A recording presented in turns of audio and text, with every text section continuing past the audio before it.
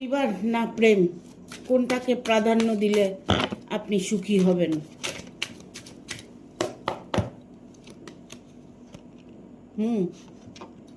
আপনি আপনার পরিবারকে যদি সঙ্গ দেন, পরিবারের সাথে আনন্দ করে থাকেন, তবে আপনার জীবনটা সুখের হবে।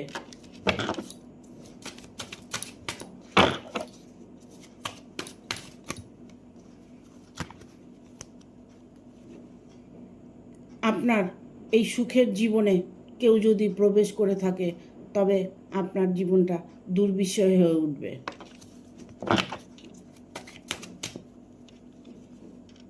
কারণ শত্রু আপনার ক্ষতি ছাড়া ভালোটা কখনোই চায় না।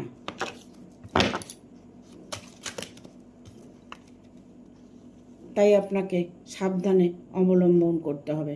নিজের মানুষকে অফুরন্ত ভালোবাসা দেবেন, তবে দেখবেন আপনি ভালো থাকবেন।